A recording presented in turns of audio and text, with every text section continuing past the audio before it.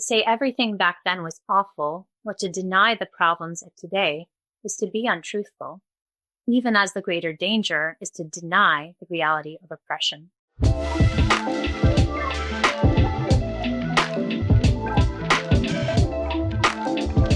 Hi, I'm Dr. Monica Kure. I'm a writer, Romanian to English literary translator, and dialogue specialist. Thanks mostly to my Korean-American friends in LA, I've watched many K-dramas over the years, but I watched the one that is most personally meaningful to me here in Bucharest. Crash Landing on You came out on Netflix right before the pandemic. For me, it was a powerful mix of escapism and realism. In Crash Landing on You, a South Korean heiress and businesswoman, Yoon Se-ri, ends up in North Korea due to a freak storm that causes a paragliding accident. There, she is taken under the wing of elite soldier Lee Jung-hyuk, who is secretly the son of the director of the General Political Bureau in North Korea, and his squad. As he tries to find a way to return her to South Korea safely, he runs afoul of corrupt officer Cho Chol-gang. Meanwhile, Romeo and Juliet style, North Korean Jung-hyuk and South Korean Se-ri fall in love. They manage to return her to South Korea only for Chol-gang to go after her there. Jung-hyuk, followed by his squad, goes to protect her and take care of Chol-gang once and for all. I've been fascinated with North Korea for a long time. I was born in Romania during our own totalitarian communist regime, and our dictator's name was Nicolae Ceausescu. The similarities between life in North Korea and communist Romania are not coincidental. In 1971, 6 years after coming to power, Ceausescu visited North Korea, and Kim Il-sung spared no expense to entertain him in style. As a result, Ceausescu was inspired by Kim Il-sung's cult of personality, combination of nationalist and communist ideology, and total control of all aspects of society. On his return to Romania, Ceausescu issued his so-called July thesis, which were changes influenced by what he had seen in North Korea, including its Juche philosophy of total national self-reliance. So for me, when I see images of North Korea, I imagine the Romania of my parents, one that I don't remember directly since I was only 2 years old when we left for America. What I know of their world, I know from stories. Stories of the imprisonment of my grandfather, a Baptist pastor, and of resistance, but also stories of everyday life. Some have criticized Crash Landing on You for portraying North Korea too positively, but I think it does surprisingly well for a K-drama. I also think it does important work in not engaging in black and white representations, a point to which I want to return. But first, I'd like to talk about some of the similarities between North Korean realities and those in Romania under communism that are depicted in the series. Here's the moment Se-ri realizes she's in North Korea at the end of the first episode, rather than in a South Korean village near the border. We get the expected surface markers of communist totalitarian regime. The women who are doing communal exercises to upbeat patriotic music by a large pillar that states, "The great leader is always with us." The children heading off to school mimic a military unit. Their class leader addresses them as comrade, and their uniform includes the same red scarves school children in Romania wore as an honor. The scene is marked by the appearance of conformity and propaganda. But what really characterizes these regimes is what is unseen, what is lacking. And the most serious lack is the lack of freedom. Media in North Korea is strictly controlled. This includes the banning of K-dramas themselves. The effect is to limit the points of comparison people have to the outside world and to inhibit understanding of different ways of life. One of the squad, Jung-hyuk, is a huge drama fan, and significantly, he failed in his duty to report Se-ri because he was watching one. His familiarity with South Korean culture through these dramas makes him the first to really connect with Se-ri. Another central freedom that is lacking is the freedom of movement. This is true both internally in North Korea as well as outside of it. Multiple times within the show, characters are asked to show their passes to prove they're allowed to be in a certain area. This includes when Seri is discovered to be staying at Jung-hyuk's home, forcing him to lie that she is his fiancée. But also when the elevator operator tells Jung-hyuk that she'll need to write a report if he stays overnight at his actual fiancé's home in the capital, Pyongyang. And of course, there's the pesky problem of being able to leave the country, which occupies the first half of the show as Jung-hyuk and his squad fail multiple times to return Seri to South Korea. The fact is ever present as the major obstacle to their relationship. Many of the lacks in both North Korea and Communist Romania are also material. With the institution of their policies of national self-reliance, their economies suffer as well. Common to both North Korea and Romania in the 80s is a lack of infrastructure and many common goods. Blackouts happen often, even in well-to-do areas, along with a lack of heating. Food in certain areas is scarce, with the availability of meat specifically being limited. The same is true of cosmetics. As a result, a black market develops for them. As for infrastructure, the North Koreans are accustomed to their outdated rail system and hours-long train delays. The hospitals likewise are understocked and don't have enough blood when Jung-hyuk arrives to be treated for a gunshot wound.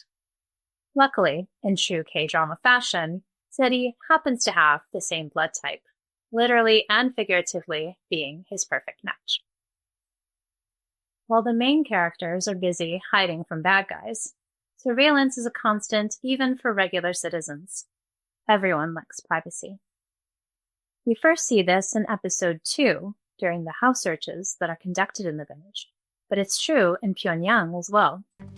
Jung-hyuk knows that all the hotel rooms are bugged. And of course, we have the informants, embodied here in the character of Man-bok. He's one of a network of wiretappers employed to find out anything that might be seen as harmful to the regime, or in this case, to the corrupt official, Chol-gang.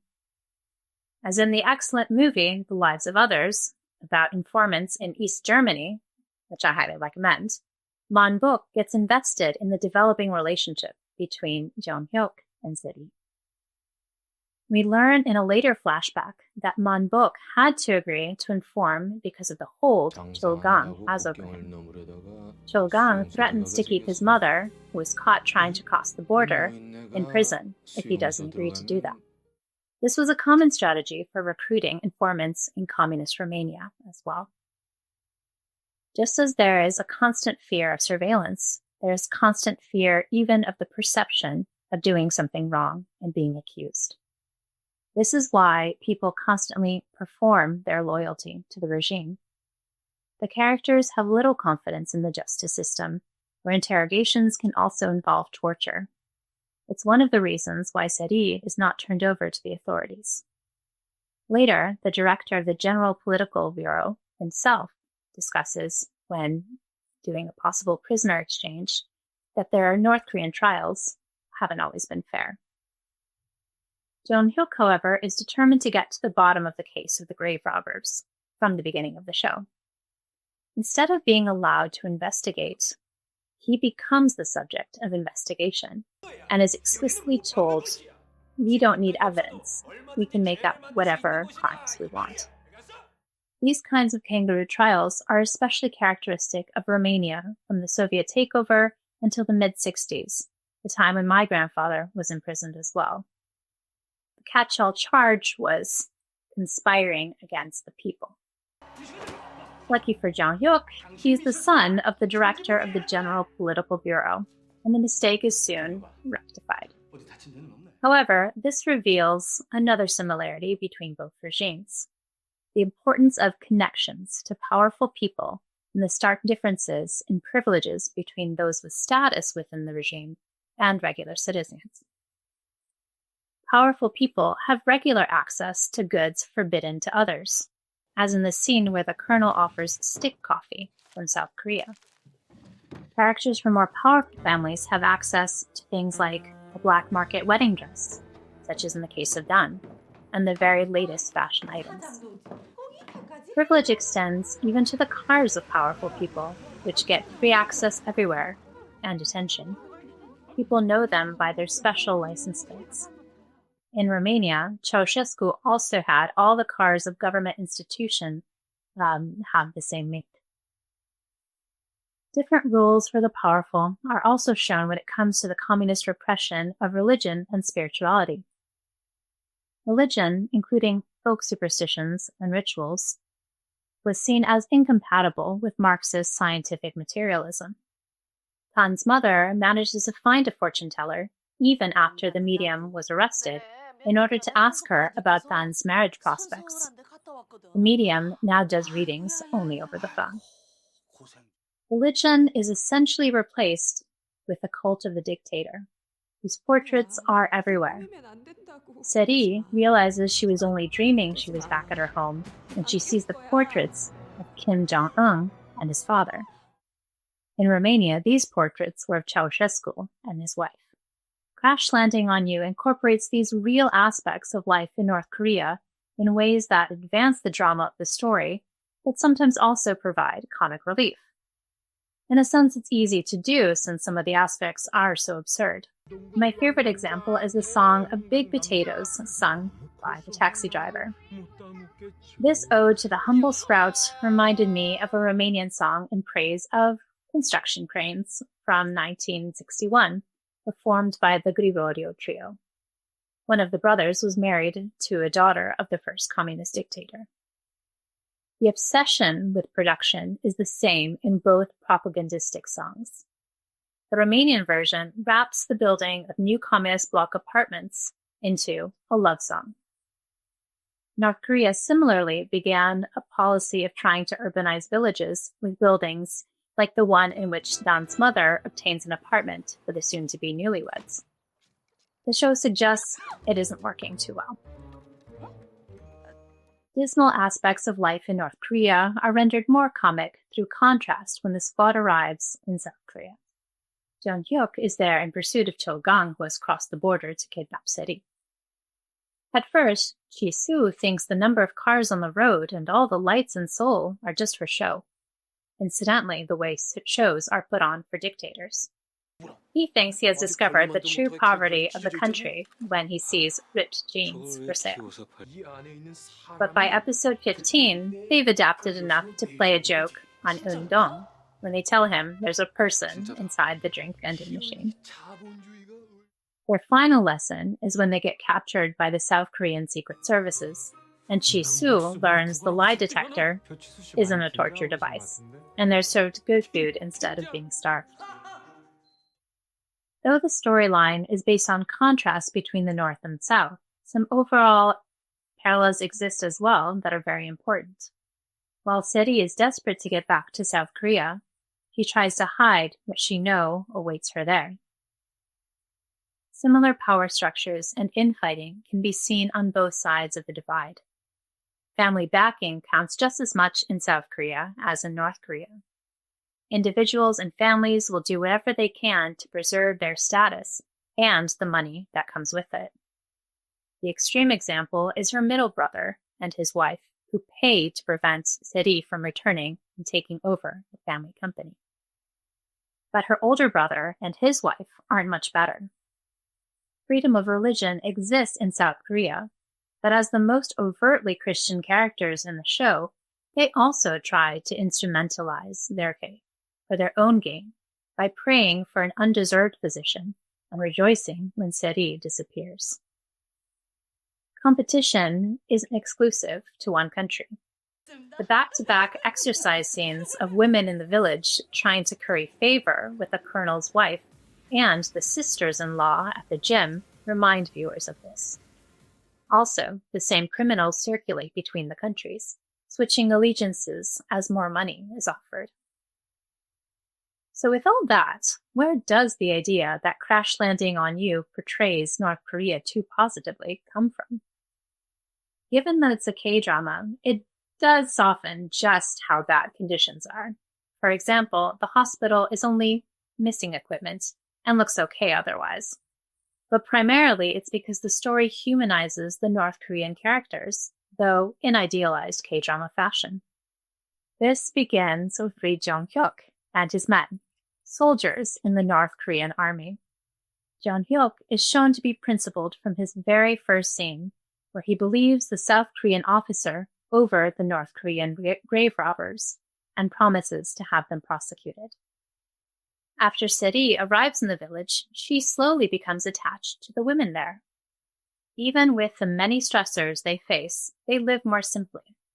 Seri is impressed with the concept of the kimchi cellar and says it looks very organic and hip. She learns how to enjoy food more in North Korea, especially because her experience of eating has become more communal. K-dramas know exactly how to pull at your heartstrings, and there are many emotional moments between Jong-hyuk and Seri. But perhaps the most emotional moment for me is actually among the women of the village. The colonel has been arrested, and the women are aware that anyone visiting his wife, whose house is being closely watched by state security, risks sharing the same fate. Despite that, the women, unbeknownst to each other, each secretly comes by with food and firewood for her. This spirit of self-sacrifice comes much closer to the idea of the Christian church than what is shown in the South. And it's not impossible.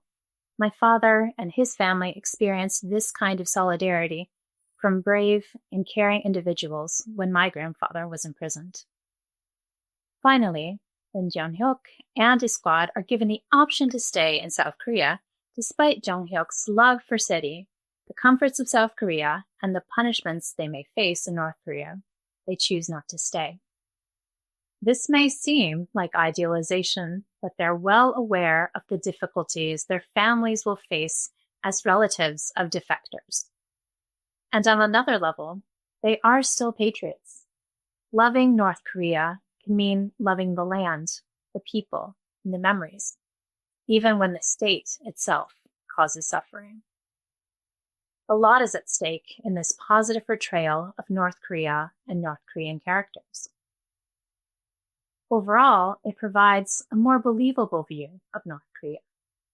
The terror of what goes on during a totalitarian regime is simply almost too difficult to imagine. Without a picture of how people continue finding ways to carry on with life, getting married, going to school, cooking for their families, trying to do their jobs well, the portrayal would become a caricature.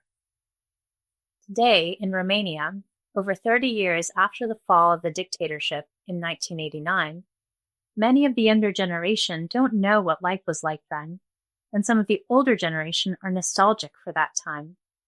To say everything back then was awful, or to deny the problems of today, is to be untruthful, even as the greater danger is to deny the reality of oppression. However, the greatest danger of all is the rift that alternate realities creates in a people, and we all need to be concerned with healing that rift. In concrete and political terms for North and South Korea, this is the hope of unification. But as seen in Crash Landing on You, both sides speak of unification in very different terms. In North Korean scenes, the unification of the peninsula comes up on various banner slogans, on military fences, in coal mines. South Korea, on the other hand, has a Ministry of Unification, and when the government considers the terms on which to return the North Korean soldiers in the show, it asks for a reunion of separated families. Official inter-Korean family reunions have taken place roughly 20 times since the program began in 1985. One of my favorite film representations of this is the movie Ode to My Father, which I also highly recommend. Unfortunately, these reunions happen rarely and are highly dependent on the current political mood, especially in North Korea. I think it's interesting to compare the separations of families in North and South Korea to those in East and West Germany. Reunions gradually increased there, and unification finally happened, but differences still linger between the two halves to this day, and nostalgia for communist times is strong in East Germany as well. A less obvious comparison is between Romania and the Republic of Moldova. But the initial cause of separation, similarly to that of Korea, involves colonial powers, the US, and especially the USSR. Korea, which had previously been occupied by Japan for 35 years, was divided up at the end of World War II in 1945 between the United States and the Soviet Union. At the same time, the US, UK, and USSR also divided up the so-called spheres of influence in Europe. Romania ended up being occupied by Soviet troops for over a decade. The eastern region of Moldova, also called Basarabia, had been occupied for most of the 19th century by the Russian Empire. It reunited with Romania between the two world wars and then was lost to the USSR.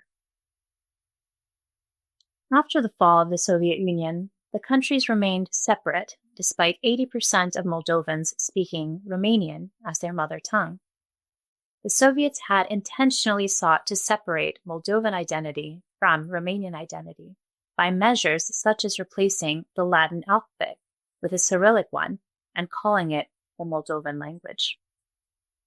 Moldova had been a taboo topic within Romania as well, not wishing to antagonize Soviet powers. I had no idea about this before moving to Eastern Romania on a Fulbright in 2017. The subject was never mentioned in my family or my Romanian community. Despite a vocal minority calling for unification since the fall of the USSR, polls suggest that currently only 30% of voters on either side of the border would be in favor of it. However, the tide may be turning slowly. Recently, the current president of the Republic of Moldova, Maia Sandu, said that if there were a referendum, she would vote for unification with Romania. Undoubtedly, a key factor in changing opinion is Russia's ongoing war with Ukraine and its penchant for territorial expansion. Which brings me back to Crash Landing on You, and another favorite moment. It's easy to overlook, but the soccer match that causes so much excitement for the squad in episode 13 is between Korea and Japan. Clearly, solidarity is also created by having a shared enemy. Ultimately, the vision of unification in Crash Landing on You is more positive, if more idealistic. It's a vision of equality and love, embodied primarily in the romantic relationship between the North and South Korean main characters. Neither considers the other less than. What is less than is what keeps them apart. Their love can't help but overcome all things, even as unification remains impossible politically. The ending in Switzerland, in a neutral country where they can see each other a few weeks of the year, is an ongoing story of hope, where even our mistakes help get us to where we need to be. And I love this story. I hope you do too. Thanks for listening. It was a joy to revisit Crash Landing on You with you.